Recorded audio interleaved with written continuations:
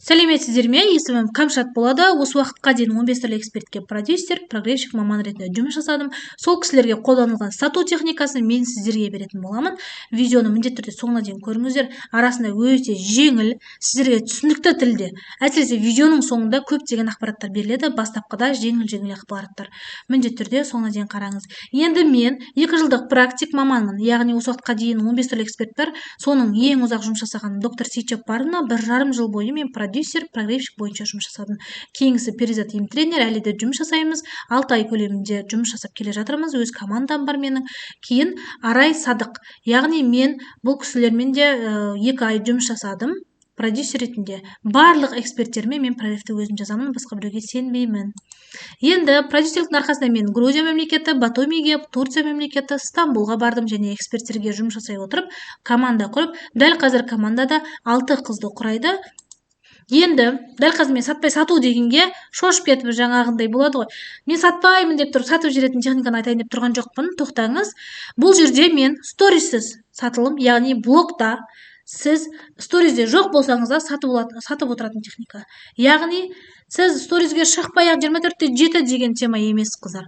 Сторизге шығасыздар. Шыққанда да күнде емес, күн ара, 2 күн сайын немесе аптасына 2 рет деген сияқты, бірақ міндетті түрде сторизге шығуларыңыз керек. Блогта сату ол қазір 4 түрлі пазлын көрсетемін. Видеоның ортасында жіберіп алмаңыз. Осы 4 пазлды құрасаңыздар, сіздерде сатылым өте үлкен көлемде болады. Міндетті түрде қараңыз. Енді сен мақсатты клиентке постоянно сұрақ қоясың да, бойын, қорқынышын, оның қалауын зерттеп отырасың. Бірақ өзіңізге бір рет болсын үңіліңізші, мен кімге сатамын деп өзіңізден сұраңызшы. Кімге сатасыз сіз? Міне осы сұраққа жауап тапқан уақытта, жауаптар, қыздар, біреу емес, жауаптар тапқан уақытта сізде уже контент план түзіледі. Яғни уже сізде парақшаға не саламын, сториске не саламын деп отырмайсыздар. Уже мен кімге сатамын деген уақыттарда уже сізде контент пайда болады. Контент, сторис, рилс. Кейін мен неге сатамын? Яғни сіз не үшін сатып жатырсыз бұл өнімді? Міне осы уақытқа уже сізге продажға идеялар келеді. Егер дұрыс жауаптарын таба алсаңыз, кейін мен қандай нәтижеге жеткізе аламын. Прогревтің соңында осы нәтижені жеткізе алатын нәтижеңізді көрсете алсаңыз, сізде продажа болады. Кейін андай нәрсе бар да, қыздар. Потенциальный клиент аватар деген нәрсе бар. Көпшілігі бар да. Клиенттің аватарын өзіңіз құруыңыз керек. Жаңа айттым ғой, өзіңізге үңіліңіз. Сізге қандай адам керек, оны сіз құрап алыңыз. Сіз может бизнес план сатып отырып декреттік аналарды жинап алмайсыз ғой. Сол сияқты өзіңіздің клиент аватарыңызды дұрыстап құрыңыз. Потенциальный клиенттің қалауын орындауыңыз керек. Мысалы, сіздің потенциальный клиентіңіз шашы сухой адам болса, оған для жирных волос шампунь ұйымдастырып шығармайсыз ғой. Сол сияқты нәрсе. Кейін андай нәрсе бар да. Клиенттің өзінде бір проблема болса, болды. Клиент емес, то есть эксперт деп қабылдаңызшы. Эксперттің өзіндегі болын шығарады. Бірақ сіз сатып отырған өнім өзіңізге сатайын деп тұрған жоқсыз ғой. Сіз оны клиентке сатайын деп тұрсыз. Мақсатты клиенттің қалауы, оның болын сіз іздеуіңіз керек. Яғни сіз өзіңіздің болыңызды емес, клиенттің болын іздеуді ұмытпаңыз. Көпшілік бар да, ойынан құрастырады да болды. Продюсер, прогревщиктің негізгі 2 қателігі ғой осы ше. Өздері ұйымдастырып алады да больдарын, мынау деген бар, мынау деген бар. Негізі жиза деген нәрсе бар ғой. Сіз соны зерттеңізші. Жизаны зерттеген уақытта, бәсекелес нарықты зерттеген уақытта уже сізде өте ауқымды көрде сатылым болады, қыздар. Сол үшін де больді ойдан құрамаймыз. Больді жизадан, өмірден алыңыздар. Көпшілік солай қателеседі. Енді мен сіздерге дәл осы жерде рекламный пауза, бірақ осыдан кейін өте үлкен ақпарат берейін деп тұрмын. Жіберіп алмаңыз, мынаны да соңына дейін тыңдаңыз. 2 күндік практиканы ұйымдастырамын. Бірінші күні эксперт мамандар блогқа шығуға көмектесетін жүйені беремін. Яғни көп эксперттер бар, қалай шығамын, не шығарамын, қалай упаковкалаймын деген сияқты бір көптеген сұрақтар болады өз ішінде. Жүйені білмейді. Міне сол жүйені беремін. Самозапуск этаптарын беремін. Яғни өз-өзіңізге сатылым жасап, командасыз, вебинарсыз, продажа жасап, өз ақшаңызды өзіңіз алып отыратындай. Кейін мамандардың жауапкершілік зоналары. Қазір бір SMM-нің ойына продюсерованияны да іліп тастаған, прогревтіде, рилсмейкер, копирайтив бүкілін іліп тастаған да. На самом деле онлайн маманның әрқайсының өз орны бар. Міне осы жауапкершілік зоналарыңызды сызып алғыңыз келсе, жаңағы өз услугаларыңыз көтергілеріңіз келсе, практикумға келіңіздер. Бұл енді бірінші күннің жаңағы тақырыптары. Енді екінші күні қымбат жеке сату техникаларын, VIP аудиторияға шығуды қалай шығу керек екенін үйретемін, және өз-өзіңе продюсер болуға көмек беретін формуланы беремін, қыздар. Практикумның бағасы 12.000 теңге, рассрочка 0%, ред бар. Міндетті түрде мен сіздерді практикумда күтетін боламын. Егер сіз SMM, продюсер, кез келген онлайндағы дәрігер боласыз ба, тігінші боласыз ба, логопед боласыз ба, мұғалім боласыз ба, кез келген ИП, YouTube, Каспи, мен сіздерді практикумда күтетін боламын. Міндетті түрде келіңіздер, сол жерде сіздердің табысыңызды тағы да еселейтін техникалар беретін боламын. Енді сатылым жасау дегенді тықпалау, көндіру, немесе бір постоянно аудиторияны біліп қойып отырып, ой, осы сата береді ғой деген сияқты нәрседен ұялу деген нәрсе өте көп аудиторияда. Бірақ сатылым жасау деген тықпалау, көндіру емес қой. Сатылым жасау, сату вообще клиенттің проблемасын, яғни потребность болады бір қалауы. Соны шешуге сіздің жасаған ұсынысыңыз. Мысалы, мен осы уақытқа дейін продюсерлік ретінде алған жұмыс ақыларым, мен процентке жұмыс жасаймын осы уақытқа дейін только. Енді бұл соңғы 6 айлықта, то есть 2 айлықтағы, енді сату туралы айтайын, мысалы, стоматологтың алдына тісі ауырып келген адамға кетанов беріп жеңізші, ол кісі 3 сағаттан кейін тісі қайтадан ауырады, себебі кетановтың күші сол-ақ. Сіз егер клиентке солай өнім сататын болсаңыз, міне сол уақытта ол ұят, ол уже тықпалау, ол уже көндіру, уже сізде негатив көбейеді, сізде уже рост болмайды, қыздар. Енді стоматолог ретінде сізге келген адамға жағы каристі тазалап, дәрісін салып, ертесіне келіп пломбасын салып беретін болсаңыз, міне ол адам 3 жыл, 5 жыл, 7 жылға дейін сол тіспен проблема болмаса, сіз сол проблемасын ауырғанын, түнімен сыстағанын, тісінің карис түсіп кеткенін барлығын жазып беретін болсаңыз, яғни проблемасын шешіп бердіңіз ғой. Міне осы сату және сіздің өсуіңізге үлкен скачок жасайды. Сіз еще бұл ұсынысыңызға біреудің тісін тазалап, брекет қойып береді, тазалағаныңызға ақшаласыз ғой. Сол сияқты сіздің табысыңыз еселенеді. Сол үшін сатудан ұялудың қажеті жоқ, егер сіз клиентке қажетті өнімді бере алсаңыз. Енді сатумен жұмыс бітпейді, қыздар. Сатуға дейінгі этаптар бар да, бірақ тіпті новичок болсаңыздар да сіздерге білу керек этаптар бар. Мысалы, блог упаковкасын жасауыңыз керек, кейін өнімді упаковкалауыңыз керек. Кейін бар уже маркетингтік стратегия құрасыздар. Маркетингтік стратегияның ішінде воронка мен прогрев басты рөл ойнайды. Міне осы бесеуін орындап продажа жасайтын болсаңыз, сіздің парақшаңыз личный бренд ретінде де, жаңа бір табысты еселеу ретінде де өте үлкен ауқымды түрде продажа болады. Қыздар, енді сату клиенттің проблемасын, потребностін шешуге сіздің беретін ұсынысыңыз дедік. Енді сату үшін ең бірінші сізде тәжірибе болу керек. Сізде тәжірибе болмаса, сіздің жұмысыңыз ауаға ұшады біріншіден. Ештеңе жасаудың қажеті де болмайды. Сол үшін сіз парақшаны ашқан уақытта, парақшаны жүргізуден алдын, сіз бірінші тәжірибе жинаңыз. Бірақ мынандай бар да, менде бір эксперт бар, новичок шығарып жатырмыз, менторлыққа келген. Ол кісіні мектеп алды даярлық мүлдем, мысалы, онлайнға шығып көрмеген, инстаграмды түсінбейді, бірақ 10 жылдық садикте жұмысы бар. Мықты маман, балаларды дайындап шығарады. Ол балалар 1-ші классқа барса да, 1-ші класста апайлардың енді үйретіп жатырған нәрселерін уже ана балалар біліп тұрады. Бұл жерде жаңаға мектеп алды даярлық мұғалім, балабақша мұғалімінің біліктілігінің арқасы. Міне сол кісіні біз қазір нарыққа шығарып жатырмыз. Сол сияқты, егер сізде офлайнда нәтиже болатын болса, тәжірибе, уже онлайнға беймарал шығасыздар. Енді бір тәжірибемен іс бітпейді ғой, жаңа айтқаным. Енді мақсатты клиентті жинауыңыз керек. Мақсатты клиент деген сіздің аудиторияңыздың, сіздің өніміңізді қажет ететін адам. Міне мақсатты клиентті жинағаннан кейін барып, уже сізде сатылымға жақындайсыз. Енді мақсатты клиент жинадым дегенде көп адам, жинадым, мынау дейтін тәшті киіп алады бастарына. Шешеміз, қыздар. Сіз егер мақсатты клиентті мықты жинаған болсаңыз, сіздің парақшаңызда сіз сөйлемей жатып сатылым болады. Ал сіздер қанша прогрев жасап, тықпалап жатсаңыздар да сатылым болмай ма? Демек сізде бірінші қателік мақсатты клиент дұрыс анықтамағаннан, екіншісі немесе сізде аудиторияның бәрі сатып алып қойған, новый аудитория келмеген деген сөз. Енді мақсатты аудиторияны біреулер бит жинайды ғой, тренд видео түсіреді, челлендждер түсіреді да, өзіне қатысы жоқ темаларда. Конечно, мысалы, жаңа айтып өткендей, декретте ғана 200 мың теңге сабақ сатып алмайды. Бизнес-план франшизадан сатып алмайды. Өзі 2 айлық баласымен бит жүрген мама, қалай барып франшиза сатып алып, ол бір жерден офис ашады, ол қай жерден бір здание ашады, ол ашпайды. Сол сияқты мақсатты клиентті дұрыс таңдау арқылы сіздер сатылымды еселей аласыздар. Енді тәжірибе бар, мақсатты аудиторияны клиентті жинап қойдыңыз, енді ол клиент қалау керек. Бұл жерде енді прогрессивтің жұмысы іске қосылады. Прогрессив ол кісілерді қалату керек. Яғни ол кісіде оның эксперттің жүріп өткен жолындағы проблемалар ол кісіде мына клиентте, мақсатты клиентте бар екенін дәлелдеттіріп тұрып, өзінің нәтижесін бере алса, яғни эксперттің нәтижесін бере алсаңыз, ол кісі қалайды. Кім қаламайды, мысалы тіс ауырып жүріп емдету керек екенін, қисық тісін жаздыру деген сияқты, или бізде бар ғой, мысалы опушение матканы кетірмеуді кім қаламайды, мысалы кетіруді. Сіз оны қалау арқылы жеткізуіңіз керек, прогрев арқылы қалатуыңыз керек. Соны ол опушениеден құтылғысы келетінін, оның қынабы кеңеймегенін, оның сыйлық алғысы келетінін барлығын қалатуыңыз керек. Оның мысалы біз нейрондар бір-бірімен ұласып кете береді ғой. Сол бір нейронды тастай алу керек прогревщик. Міне, прогревтің өзінің жазудың 30 түрлі техникасы бар. Мен өзім енді прогревщик ретінде өте үлкен аудиторияларға сатылым жасадым. 30 миллион, 50 миллионға дейін.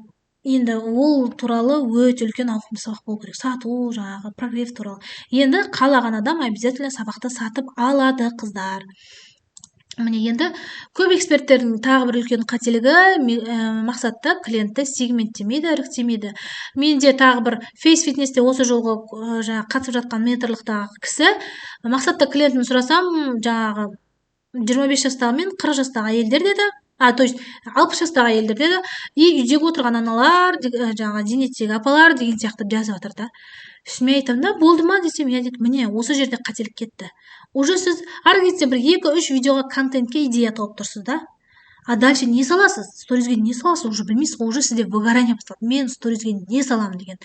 Ал сіз ол кісінің уже мақсатты клиенттерін сегмент берді. Мысалы, көзінде әжімі бар, көзінің асты постоянно қарайып, ісіп жүретін, екінші подбородығы бар. Сосын мына жер бет салбырап қалған, мысалы менде де бар ғой, сол сияқты. Мысалы мойындағы кальций сызықтар, артық салмақ, бүкірейу деген сияқты, иықтың алға қарай жүріп кетуі деген сияқты. Оның бәрі сегмент, қыздар. Мақсатты клиенттің сегменті. Міне, осыларды сіздер іріктеген уақытта да сіздерде жаңағындай контентке, блогқа не саламын деген проблемалар болмайды. Енді дәл осы жерде практикумды тағы да айтып кетемін, қыздар. 2 күн болады, бағасы 12 000 теңге. Эксперттерге негізгі жүйе осы жерде. Жүйенің ішінде жаңағы мақсатты клиентті сегменттеуінде де тағы да толық ашып айтамын, себебі бұл жерде VIP аудитория жинау туралы тақырып бар, қыздар. VIP аудитория жинау үшін мақсатты клиентті дұрыстап сегменттеу керек. Бағасы 12 000 теңге, қыздар. Кері байланыс болады. WhatsApp'та мен 3 күн бойы кері байланыс жасаймын. Практикум 2 күндік. Енді сатуға қайта ораламыз. Мына жерде шөл далада адам жатыр, екісі. И алдында бір здания қоңыр аква тұр дейінші, сыртында ештеңе жазылмаған болды. Ол кісі кірмейді де ғой, өзі сілесі қатып келетқан адам.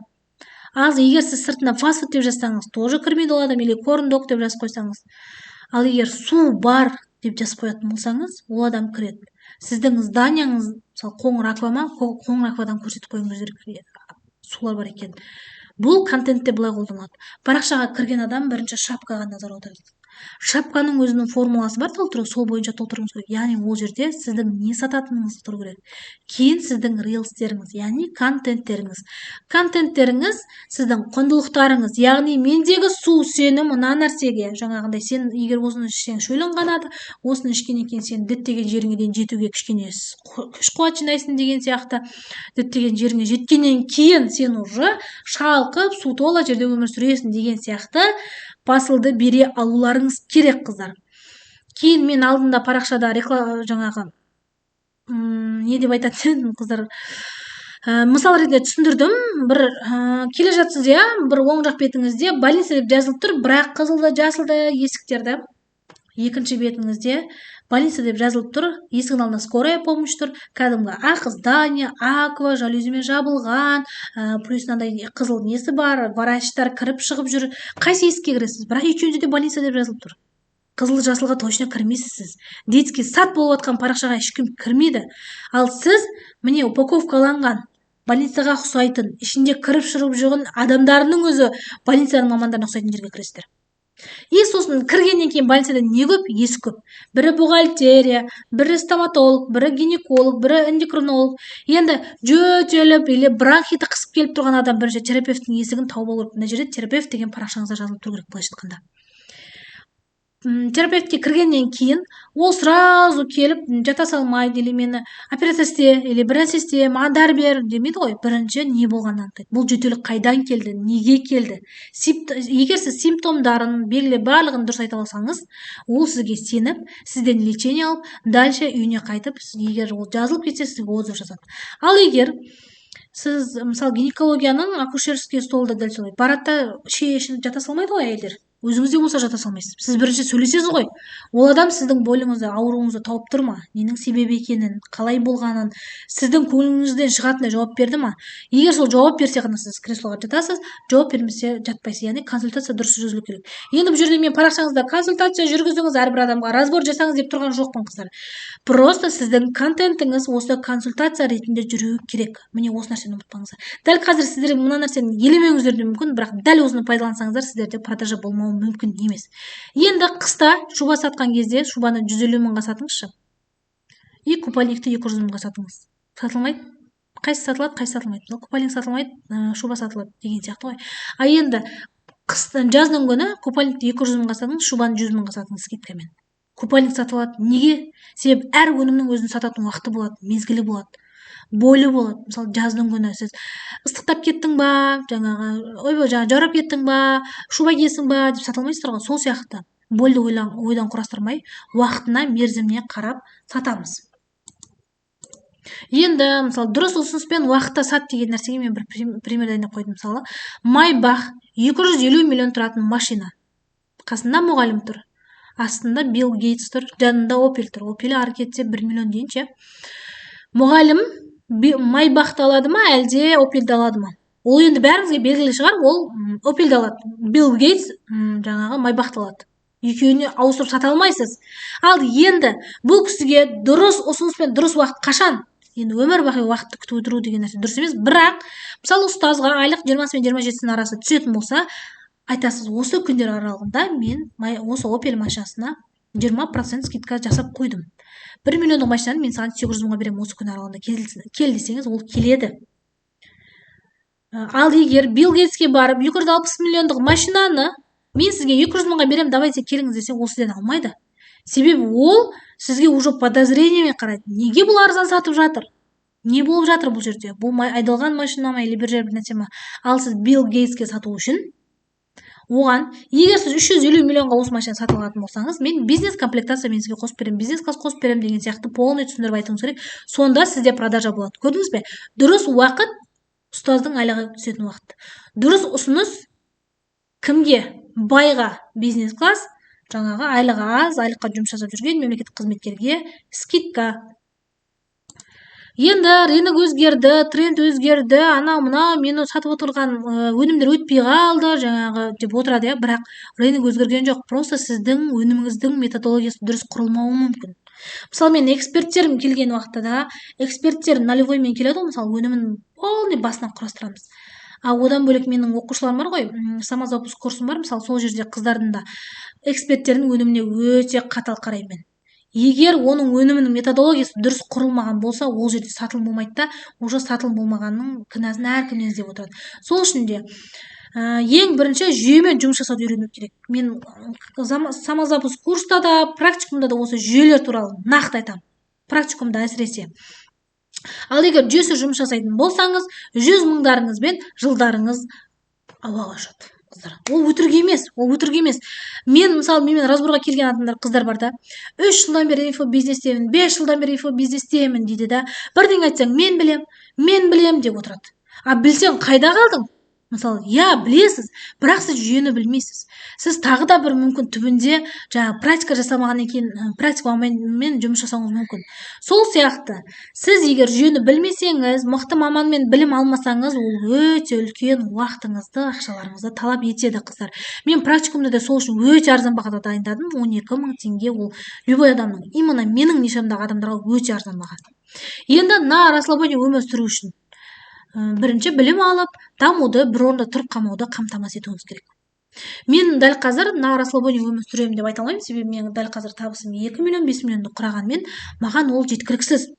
Мен қалаймын, мен 10 миллионды қалаймын, мен машина қалаймын, мен Алматыдан үй қалаймын, мен жылына 3 рет шетелге барғанды қалаймын, мен қала аралағанды қалаймын, мысалы. Оған ол жетпейді ғой. Сол сияқты, егер сіз мына расслабленный өмір сүру үшін сіз білім аласыз. Мен осы кімдерден білім алмадым? Россияда Митрошинадан білім алдым, Юсуф Карададан, Виоладан алдым Россиядағы, Жұлдыз Ақболатов бар, Құралай бар. Мысалы, Құралай ханымның өзі қандай үлкен білім берді менің осы инфобизнеске келген кезімде де үлкен скачоктар жасадым мысалы. Соның барлығы мықты мамандардың менің білім алып тоқтамағаным арқасынан, қыздар, кешіріңіздер. Сол үшін де енді мен дәл осы практикум тегін сабақтан кейін мен сіздерге командасыз, вебинарсыз, сторисіз жүйені біліп, веб-аудиторияға шығып, қымбат чекке сатудың техникасын осы практикумда берейін деп отырмын. Практикум, қыздар, бір-ақ рет болады. 18-ші қыркүйек күні. Одан басқа күні болмайды, қыздар. Практикумда жаңа айтқанда 2 күн болады. Әр күнде 3 түрлі жаңағы тақырып, мысалы, бірінші күні эксперт мамандарға блогқа шығуға көмек беретін жүйені үйретемін, самозапуск этаптарын беремін, мамандардың жауапкершілік зоналарын беремін деген сияқты. Екінші күні қымбат чекке сату, веб-аудиторияны жинау, өз-өзіңе продюсер болуға көмектесеміз.